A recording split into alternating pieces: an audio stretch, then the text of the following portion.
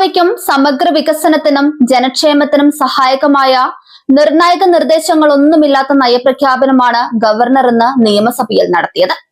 ബിജെപിയോടുള്ള രാഷ്ട്രീയ വിധേയത്വം കൊണ്ട് കേന്ദ്ര സർക്കാരിനെ കുറിച്ച് പറയേണ്ടത് പറയാതിരിക്കുകയും ചോദിച്ചു വാങ്ങേണ്ടവ സംബന്ധിച്ച് മൗനം പാലിക്കുകയും ചെയ്യുന്നു. ഈ നിലപാട് വർഗീയ രാഷ്ട്രീയത്തിന് മുൻപിലെ ദാസ്യത്തിന്റേതാണ്. ഇത് സംസ്ഥാനത്തിന് അർഹതപ്പെട്ടതും അവകാശപ്പെട്ടതും ഒക്കെ നഷ്ടപ്പെടുത്തുകയേ ഉള്ളൂ.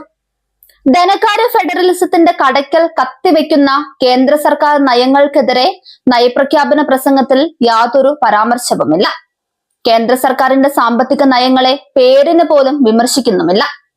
തൊഴിലുറപ്പ് നിയമം അട്ടിമറിച്ച് BBG റാം നിയമം കൊണ്ടുവരുന്നതിനെ കുറിച്ചും അതിൽ സംസ്ഥാന സർക്കാരിന്റെ നിലപാടിനെ കുറിച്ചും ഗവർണറുടെ പ്രസംഗം നിശബ്ദമാണ്. പശ്ചിമേഷ്യൻ യുദ്ധ സാഹചര്യം കേരളത്തെ എങ്ങനെ ബാധിക്കുമെന്നതോ അതിനെ മറികടക്കാനുള്ള നയപരിപാടികളോ സർക്കാരിന്റെ മുൻഗണനയല്ല. ഈ വിഷയത്തിൽ മോദി സർക്കാരിന്റെ നിലപാടിനെതിരെയും ഒരു വിമർശനവും വന്നില്ല. UDF പ്രകടന പത്രികയിലെ കാര്യങ്ങളുടെ ആവർത്തനം നയപ്രഖ്യാപനത്തിലുണ്ടെങ്കിലും അത് നടപ്പിലാക്കുന്നത് സംബന്ധിച്ച് ഒരു രൂപരേഖയും പ്രസംഗത്തിലില്ല. അതേസമയം സർക്കാർ കൊണ്ടുവരാൻ ഉദ്ദേശിക്കുന്ന ധവളപത്രത്തിന്റെ ഊന്നൽ എന്താണെന്ന് പ്രസംഗത്തിൽ വ്യക്തവുമാണ്. കഴിഞ്ഞ 2 LDF സർക്കാരുകൾ നിരന്തരം നടത്തിയ പരിശ്രമങ്ങളുടെ ഫലമായാണ് 16ാം ധനകാര്യ കമ്മീഷൻ കേരളത്തിനുള്ള വിഹിതത്തിൽ വർധനവ് വരുത്തിയിട്ടുള്ളത്. ഇക്കാരണം കൊണ്ട് തന്നെ സംസ്ഥാനം നിലവിൽ മെച്ചപ്പെട്ട സാമ്പത്തിക നിലയിലാണുള്ളത്. മുൻ സർക്കാർ അധികാരമൊഴിയുമ്പോൾ 5429 കോടി രൂപ ഖജനാവിൽ നീക്കിയിരിപ്പുണ്ട് എന്നത് ഈ സർക്കാരിന്റെ തുടക്കത്തിലെ പ്രവർത്തനങ്ങൾക്ക് സഹായകരമായ നിലയിലാണ്. നയപ്രഖ്യാപനത്തിലെ പൊള്ളത്തരങ്ങൾ തുറന്നു കാട്ടിയ പ്രതിപക്ഷം സർക്കാരിനെതിരെ വരും ദിവസങ്ങളിൽ ശക്തമായ പ്രക്ഷോഭ പരിപാടികളിലേക്ക് നീങ്ങുമെന്ന സൂചനയും കൊടുത്തിട്ടുണ്ട്.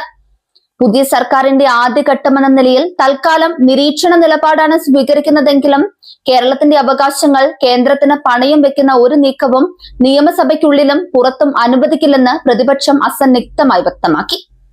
ഖജനാവിൽ മുൻ സർക്കാർ ബാക്കിവെച്ച 5429 കോടി രൂപയുടെ കരുത്തിൽ ഭരണം തുടങ്ങിയവർ ജനങ്ങളെ ദ്രോഹിക്കുന്ന നയങ്ങളുമായി മുന്നോട്ടു പോയാൽ കയ്യും കെട്ടി നോക്കി നിൽക്കില്ലെന്നും ജനക്ഷേമവും സംസ്ഥാന വികസനവും മുൻനിർത്തി സർക്കാരിന്റെ ഓരോ വീഴ്ചയും ജനമധ്യത്തിൽ വിചാരണ ചെയ്യുമെന്നും UDF പ്രകടന പത്രികയിലെ വാഗ്ദാനങ്ങൾ വെറും കടലാസ് പുലിയാക്കി മാറ്റാനാണ് ഭാവമെങ്കിൽ കടുത്ത രാഷ്ട്രീയ പ്രത്യാഘാതങ്ങൾ ഈ സർക്കാർ നേരിടേണ്ടി വരുമെന്നും പ്രതിപക്ഷ നേതൃത്വം മുന്നറിയിപ്പ് കൊടുത്തിരിക്കുകയാണ്.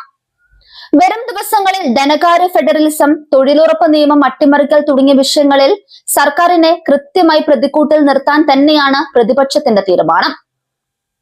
ഗവർണറെയും കേന്ദ്ര നയങ്ങളെയും ഭയന്ന് ഒളിച്ചോടുന്ന സർക്കാരിന്റെ ദാസ്യ രാഷ്ട്രീയത്തിനെതിരെ വിട്ടുവീഴ്ചയില്ലാത്ത പോരാട്ടത്തിനാണ് പ്രതിപക്ഷം തുടക്കമിടുന്നത്.